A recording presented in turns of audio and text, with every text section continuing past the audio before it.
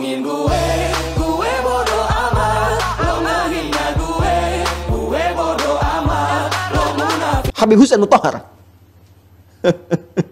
Assalamualaikum warahmatullahi wabarakatuh. Waalaikumsalam. Saya Uya Kuya menyampaikan permohonan maaf yang sebesar-besarnya, tulus dari hati saya yang paling dalam, untuk seluruh masyarakat Indonesia atas apa yang terjadi berapa hari terakhir ini, atas apa yang saya lakukan baik sengaja maupun tidak sengaja. Ya. Kami memahami bahwa apa yang terjadi ini mengakibatkan luka yang mendalam bagi rakyat Indonesia, terutama korban yang harus gugur dan terluka akibat bentrokan-bentrokan yang terjadi. Bentrokan. Tidak ada sedikit pun niat dari kami untuk membuat suasana ini menjadi gaduh. Tapi janji saya, dari hati saya yang paling dalam, saya akan lebih berhati-hati lagi dalam bersikap, bertindak, bersungguh-sungguh untuk mewakili rakyat Indonesia sebagai anggota DPR RI. Beri saya kesempatan sekali lagi untuk berbuat lebih baik lagi, lebih maksimal lagi dibanding apa yang sudah saya lakukan selama ini. Saya minta maaf sedalam-dalamnya sekali lagi dari hati saya yang paling dalam.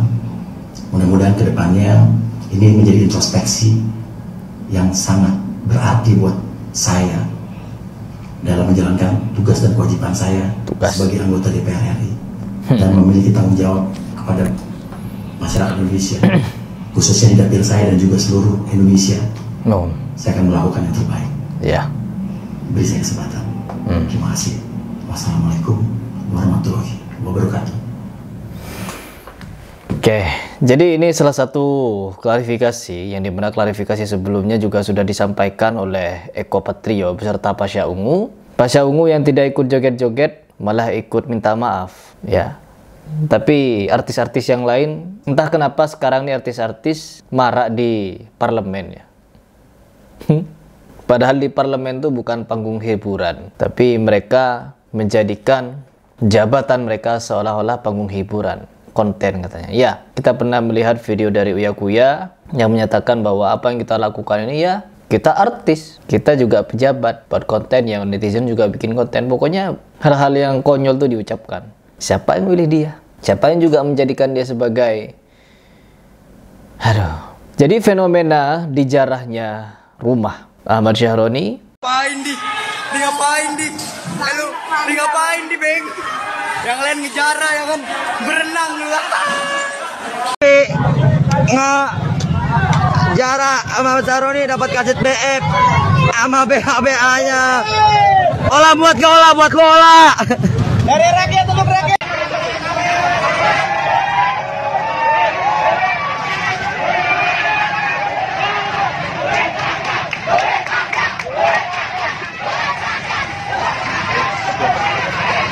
Jadi fenomena di jarahnya rumah Ahmad Syahroni telah menjadikan beberapa rekan-rekan yang lain membuat video permintaan maaf dadakan.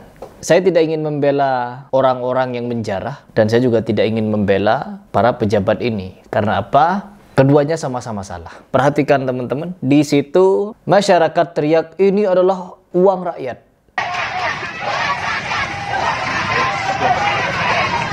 Ini adalah uang rakyat.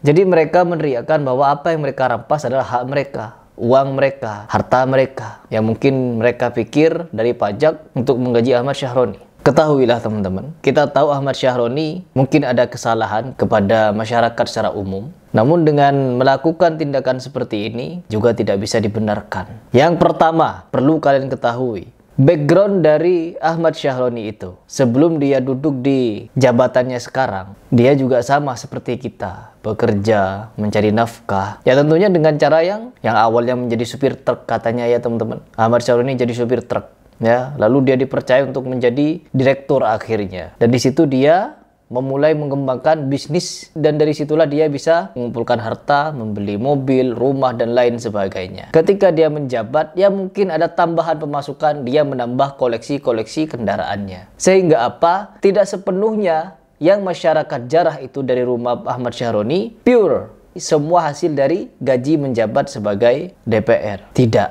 Tapi melainkan itu sebagian dari harta dia yang dia cari sendiri dan juga gajinya sebagai pejabat negeri. Ya, dan pada intinya ini adalah suatu yang zalim, teman-teman. Taruhlah mereka zalim telah mengatakan ya masyarakat tolol dan lain sebagainya yang tidak berkenan. Ya namanya manusia bisa melakukan hal seperti itu. Hal-hal serupa juga mungkin pernah terucap dari orang-orang yang menjara itu, ucapan tolol dan lain sebagainya. Namun karena bukan pejabat jadi ya angin lalu. Karena Ahmad Syahroni, Eko Patrio, Uya Kuya, dan kawan-kawannya adalah seorang yang mungkin dianggap sebagai pelaku kezoliman terhadap masyarakat karena menjabat dan tingkah-tingkah mereka yang nari-nari, joget-joget, main TikTok, main ini itu.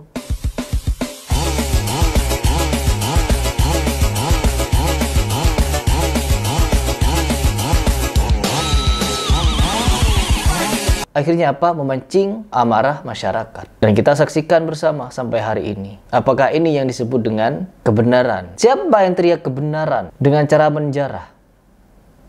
Kabarnya ada jam tangan yang bernilai 11 miliar dijarah, dijual hanya sekitar 20 juta kepada seseorang. Mobil ini, mobil itu dihancurkan. Sebelum fenomena heboh seperti ini terjadi, tak ada satupun dari tokoh-tokoh agama, tokoh negara yang membuat suasana dingin, kecuali ulama-ulama salafi. Jadi mana memang dari awal sebelum ada demo-demo keras dulu, sebelum demo 212 yang besar-besaran itu, Al-Ustadz Yazid Jawas rahimahullah pernah menyatakan bahwa demo-demo itu haram, tidak diperkenankan umat Islam untuk demo.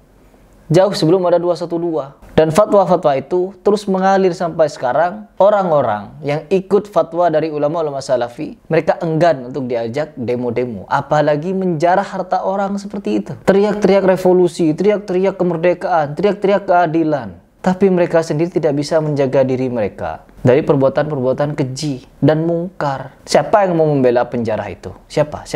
Kalau ada orang yang mau membela mereka, tunjukkan batang hidungnya. Siapa yang mau membela? Dengan dalil apa mereka mau membela? Dengan landasan hukum atau agama apa yang mereka ingin membela? Tak bisa, teman-teman. Dan satu hal lagi, kita sering menjuluki negeri dagelan, Konoha, Wakanda. Akhirnya apa? Ya muncul orang-orang Wakanda yang benar-benar menjadi inna lillahi wa inna ilaihi raji'un. Pemimpin adalah cerminan dari rakyatnya. Ya, sesuatu yang terjadi sekarang yang dialami oleh negeri ini tidak terlepas dari perbuatan atau ulah tangan penghuninya sendiri.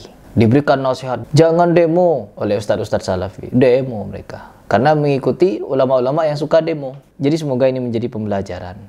Sebagai penutup, ada pesan dari Ustadz Khalid Basalamah. Silahkan disimak. Assalamualaikum warahmatullahi wabarakatuh. Alhamdulillah wassalatu wassalamu ala rasulillah.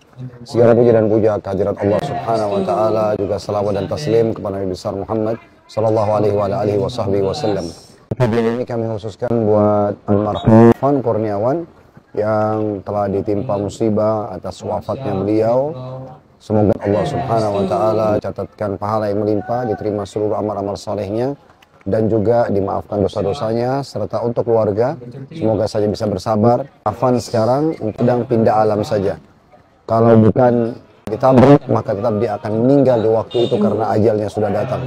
Oleh karena itu kita serahkan kepada Allah subhanahu wa ta'ala. Toh kita juga semua akan menuju kepada Allah. Hanya mungkin saudara Afan mendahului kita. Sekaligus juga kita ucapkan atau doakan semoga Allah subhanahu wa ta'ala menjaga ketentraman, kedamaian, kedaulatan negara kita. Semoga Allah selesaikan perselisihan yang sedang terjadi ini dengan cara yang terbaik dan menyatukan barisan kita untuk selalu menjaga kedaulatan negara kita. Jangan biarkan bisikan-bisikan syaitan terus menipu kita sehingga terus terjadi hal-hal yang anarkis ataupun yang semisalnya. Sekali lagi, semoga Allah SWT menyelamatkan negara kita, menyelamatkan masyarakat kita, dan mari kita semua kembali saling rangkul-merangkul. Bagi teman-teman yang memang salah, maka meminta maaf dan memperbaikinya. Bagi teman-teman yang benar, lapangkan dada kita untuk membuka pintu untuk memaafkan tentunya. Subhanakallahumma bihamdika, asyhadu an la ilaha illa anta astaghfiruka wa atubu ilaik. Wassalamualaikum warahmatullahi wabarakatuh.